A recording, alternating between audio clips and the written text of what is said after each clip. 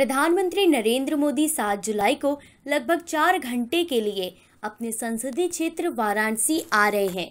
ऐसे में पीएम के आगमन से पूर्व उनके दौरे से जुड़ी तैयारियों का जायजा लेने के लिए आज मुख्यमंत्री योगी आदित्यनाथ वाराणसी पहुंचे हैं।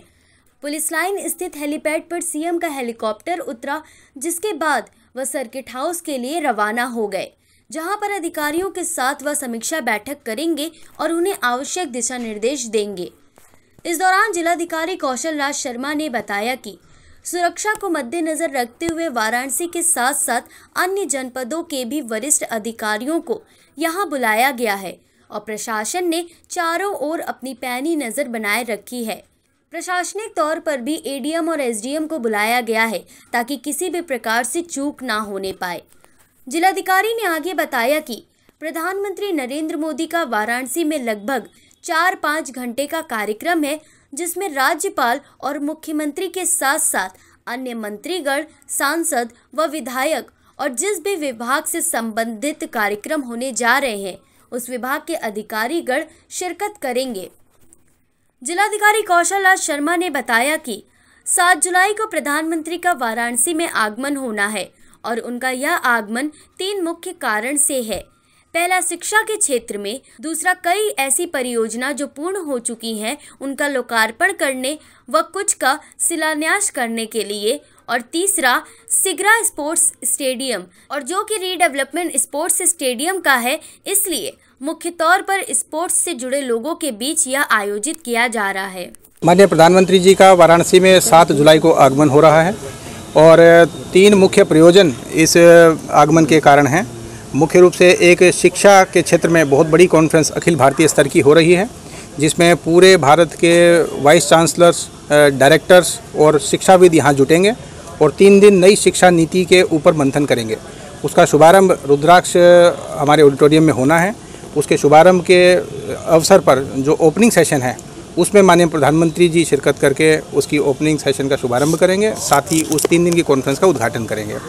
इसी के साथ वाराणसी के जो प्रोजेक्ट्स हैं जो लगभग हमारे लोकार्पण के लिए तैयार हैं और जिनका शिलान्यास होना है, उनका भी कार्यक्रम रखा गया है। स्पोर्ट्स का एक बहुत बड़ा स्टेडियम का रीडेवलपमेंट का कार्य सिगरा स्पोर्ट्स स्टेडियम का होना है, इसीलिए सिगरा स्पोर्ट्स स्टेडियम में स्पोर्ट्स पर्सन्स के बीच में ये कार्यक्रम आयोजित होगा और स्टेडियम में ही ये कार्यक्रम रखा गया है।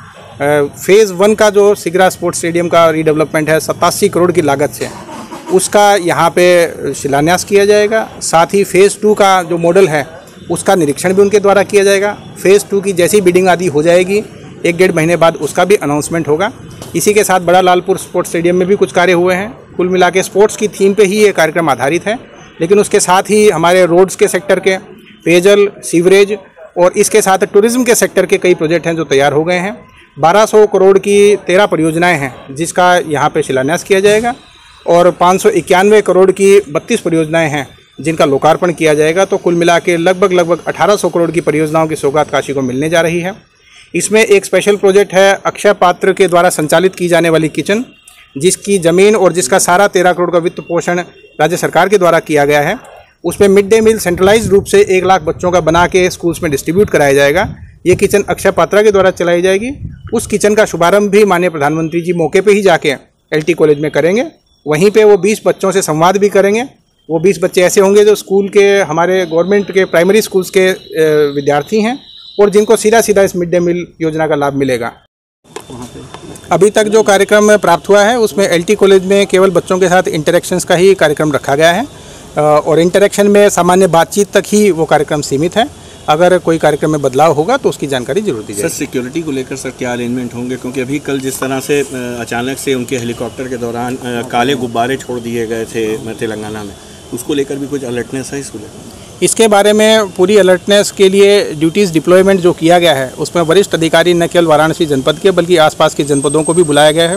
प्रशासनिक रूप से भी एडीएम्स और एसडीएम्स बुलाए गए हैं और इसी प्रकार से पुलिस के अधिकारी डीसीपी रैंक के, एसपी रैंक के, एडिशनल एसपी रैंक के सारे बुलाए गए हैं। उनको रूफटॉप ड्यूटी भी दी जा रही है। कार्यक्रम के आसपास जो लोग एंटर करेंगे तो उसकी विशेष चेकिंग के लिए जो इन्विटेशन कार्ड दिए जा रहे हैं, अब की बार किस सीरियल नंबर का कार्ड किसको दिया जा रहा है उसको भी दर्ज करवाया जा रहा है। आइडेंटिफाई करने के लिए लगभग 10 पार्टी के लोग और 10 हमारे जनसामान्य प्रतिष्ठित लोग, सिविल डिफेंस के लोग रखे जाएंगे, ताकि जिनकी भी उसमें एंट्री हो वो पहचाने हुए लोग हों। कोई भी ऐसे लोग उसमें एंटर ना करें जिनको इन्विटेशन कार्ड नहीं मिला है। एंट्री स्ट्रिक्टली इन्विटेशन कार्ड के माध्यम से होगी। और इसी के साथ अन्य जो रूट हैं उस रूट पे पर्याप्त मात्रा में बैरिकेडिंग कराई गई है और बैरिकेडिंग के लोगों को बाकायदा ब्रीफिंग दी गई है कि इसके प्रति सजग रहें, सावधान रहें। वो मैटर किसी अन्य स्टेट का था, परंतु फिर भी सजगता की दृष्टि से सभी लोगों की ब्रीफिंग जो पुलिस लाइन में की जाएगी, अधिकारियों की, कर्मचारियों की, वो सारी और भी अच्छी तरह की जाएगी और सुनिश्चित किया जाएगा कि ऐसी कोई घटना वाराणसी में ना हो। मीटिंग भी है कार्यक्रम है जिसमें स्पोर्ट्स पर्सन्स के बीच में ये कार्यक्रम स्टेडियम के रीडेवलपमेंट का शिलान्यास का होना है। उसी में जनसभा का आयोजन किया गया है। लगभग 15 से 20 हज़ार के बीच में यहाँ पे जनसामान्य यहाँ उपस्थित रहेंगे, क्योंकि इलेक्शन के बाद माननीय प्रधानमंत्री जी का आगमन हो रहा है, तो काफ़ी जनता आतुर है उनके दर्शन करने की। तो वो निश्चित रूप से जनसभा भी वहाँ पे जो होनी है उसमें 20,000 लोगों का इंतजाम किया गया है। और बारिश को देखते हुए एक वृहद पंडाल लगाया गया है, जिसमें पंडाल के नीचे ही हम लोगों ने स्टेज डी और लोगों के बैठने की व्यवस्था की है। पंडाल के बीच में कोई गैप नहीं है।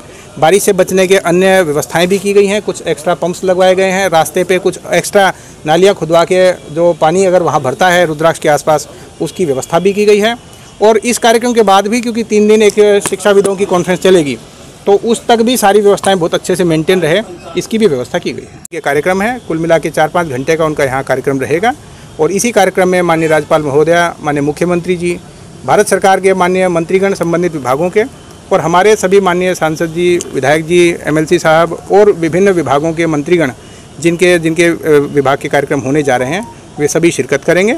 और निश्चित रूप से, क्योंकि अब दौरा बहुत निकट है, तो उसी को देखने के लिए माननीय मुख्यमंत्री जी भी आज दोबारा यहाँ पे वाराणसी में जायजा लेंगे और अपने महत्वपूर्ण निर्देश इस बारे में उपलब्ध कराएंगे। सर, क्या मिड डे मील के भोजन को